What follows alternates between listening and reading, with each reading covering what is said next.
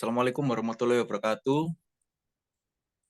Kami dari kelompok 2 yang beranggotakan Aura Puspa Maharani absen 5, saya sendiri Jordan Suma Gumelang absen 11, Najil Mubarok absen 17, dan Sinta Nuria absen 25 akan mempresentasikan tentang audit pemasaran. Adapun pokok bahasan yang kami bahas, yang pertama ada definisi audit pemasaran, yang kedua tujuan dan manfaat, yang ketiga tipe audit pemasaran, yang keempat ruang lingkup, yang kelima tahapan, yang keenam kemungkinan fraud yang terjadi, dan yang ketujuh contoh kasus fraud. Nah, yang pertama ini ada definisi audit pemasaran.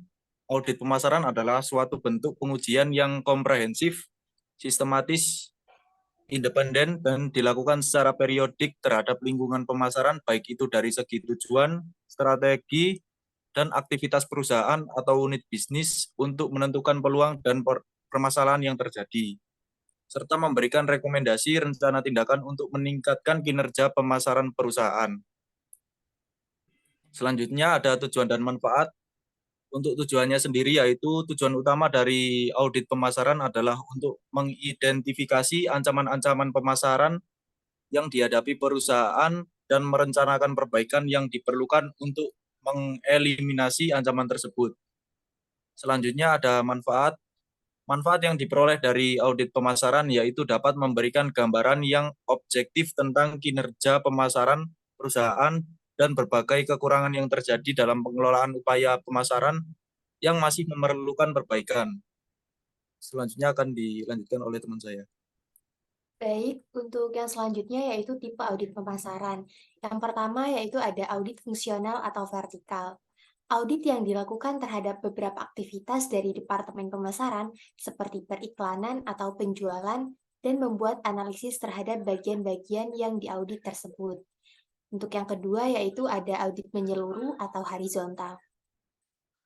Audit yang dilakukan terhadap keseluruhan dari fungsi pemasaran yang ada dalam perusahaan dan membuat analisis terhadap bagian-bagian yang diaudit tersebut. Yang selanjutnya yaitu ada ruang lingkup. Untuk ruang lingkup, di sini kita mengambil dari IBK Bayangkara, di mana terdapat 6 ruang lingkup. Untuk yang pertama ada audit lingkungan pemasaran. Audit lingkungan pemasaran ini sendiri mencakup penilaian terhadap pelanggan, pesaing, dan berbagai faktor lain yang memiliki pengaruh terhadap perusahaan. Audit ini meliputi aspek lingkungan makro seperti ekonomi, teknologi, sosial, dan politik. Yang kedua ada audit strategi pemasaran. Audit ini bertujuan untuk menentukan bahwa perusahaan telah menetapkan strategi yang selaras dengan tujuannya, sesuai dengan lingkungan yang dihadapi. Sering terjadi bahwa tujuan dan strategi perusahaan tidak secara jelas dinyatakan dan kemudian auditor harus menentukan pernyataan tujuan untuk kepentingan pengevaluasiannya. Dan yang ketiga ada audit organisasi pemasaran. Audit ini menganalisis atau menilai kemampuan organisasi pemasaran dalam mencapai tujuan perusahaan dengan menentukan kemampuan tim pemasaran untuk secara efektif berinteraksi dengan bagian-bagian lain seperti lead bank, keuangan, pembelian, dan sebagainya.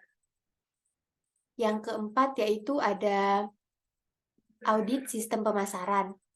Audit ini menganalisis prosedur yang digunakan perusahaan untuk memperoleh informasi perencanaan dan pengendalian operasi pemasaran. Hal ini berhubungan dengan penilaian apakah perusahaan telah memiliki metode yang memadai atau tidak untuk digunakan mengerjakan tugas-tugas rutin di bidang pemasaran. Yang kelima yaitu ada audit produktivitas pemasaran. Audit ini menganalisis produktivitas dan profitabilitas produk, kelompok pelanggan, atau unit analisis yang lain di dalam pemasaran. Analisis biaya pemasaran adalah salah satu metode untuk menganalisis profitabilitas dan produktivitas pemasaran. Dan yang terakhir yaitu ada audit fungsi pemasaran. Audit ini merupakan audit vertikal atau analisis secara mendalam terhadap setiap elemen bauran pemasaran seperti produk, harga, distribusi, tenaga penjual, periklanan, promosi, dan lain-lain. Untuk selanjutnya yaitu akan dilanjutkan oleh teman saya. Selanjutnya yaitu tahapan audit pemasaran. Pada dasarnya, pelaksanaan audit pemasaran bisa mengikuti pada tahapan audit secara umum, yaitu terdiri dari audit pendahuluan, kemudian review dan pengujian atas pengendalian manajemen perusahaan, yang ketiga adalah audit lanjutan, dan yang terakhir yaitu pelaporan. Pada perusahaan yang baru pertama kali diaudit, keputusan tentang siapa yang akan melakukan audit dan kapan audit dilaksanakan merupakan hal yang sangat penting untuk ditetapkan sebelumnya, karena hal ini akan berpengaruh pada efisien dan efektivitas pencapaian tujuan audit. Kemudian, pelaksana audit bisa berasal dari dalam perusahaan, spesialis, atau manajer departemen atau divisi yang dimiliki oleh perusahaan, atau juga bisa berasal dari luar perusahaan, seperti konsultan atau auditor eksternal. Dan dalam penetapan pelaksanaan tahapan audit ini, analisis biaya manfaat dari audit harus menjadi pertimbangan utama yang mendasari keputusan yang diambil. Sementara berkaitan dengan waktu pelaksanaan audit atau dilakukan setiap akhir tahun atau secara gradual atau sepanjang tahun, tergantung dari bagaimana komitmen manajemen dalam mengantisipasi berbagai masalah pemasaran yang mungkin terjadi. Next.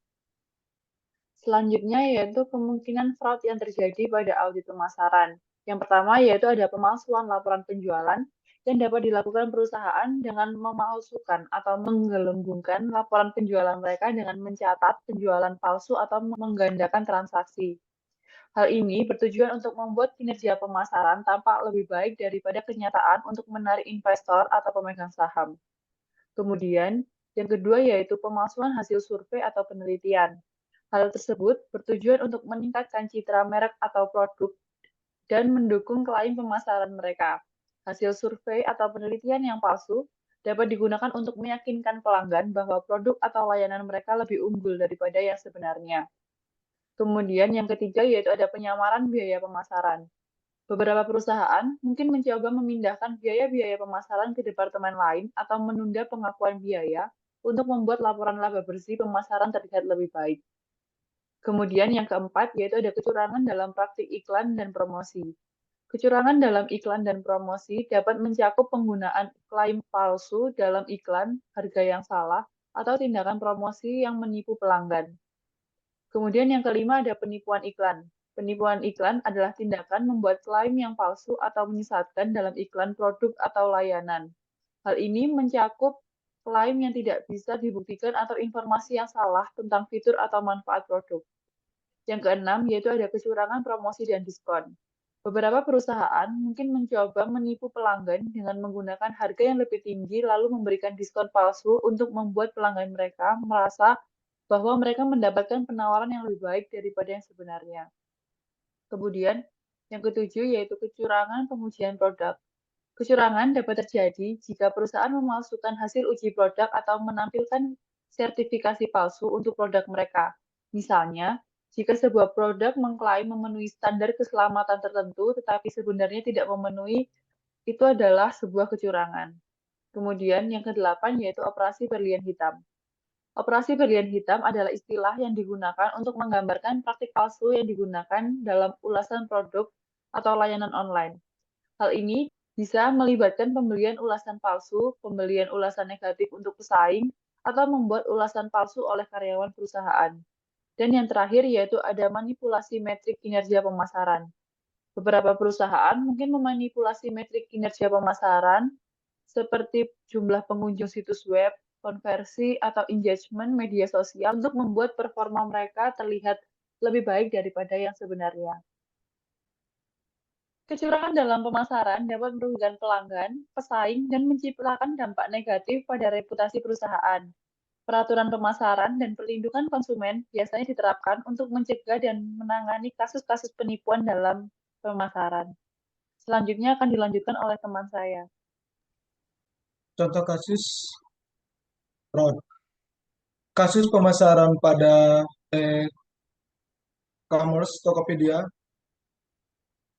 Tokopedia telah memutuskan hubungan kerja atau PHK terhadap sejumlah karyawan yang diduga berlaku culas.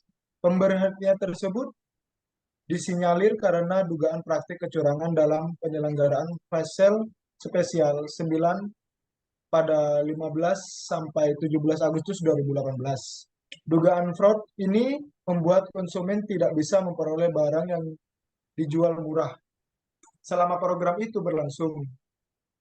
Konsumen pun tidak bisa berbuat apa-apa apabila mereka dicurangi. Ahli digital forensik Ruby Alamsyah menilai setidaknya ada 2 metode yang dapat digunakan untuk melakukan fraud saat flash sale berlangsung. Kemungkinan pertama, Ruby menduga pelaku membuat banyak akun anonim atau mendesain agar aksesnya lebih cepat daripada konsumen yang lain. Kemungkinan kedua, kata Ruby, pelaku diduga membuat akses list menuju IP address yang dikendaki. Akses list ini memungkinkan hanya akun dengan server tertentu yang bisa menembus sistem Tokopedia. Sedangkan IP para konsumen lain yang tidak tercantum pada daftar akan terblokir. Dengan dalih sistem yang ramai sekali, maka akan terkesan wajar apabila orang susah mengaksesnya. Padahal memang hanya kalangan tertentu saja yang bisa mengakses ucap lobby. Menurut Ruby, urusan kenyamanan dan keamanan sistem seperti ini harus menjadi catatan perusahaan e-commerce di Indonesia selama ini. Konsumen tetap menjadi pihak yang dirugikan lantaran belum ada mekanisme yang mengatur soal kompensasi atas kecurangan ini. Mungkin hanya ini presentasi dari kelompok kami. Kurang lebihnya kami mohon maaf. Sekian dari kami. Assalamualaikum warahmatullahi wabarakatuh.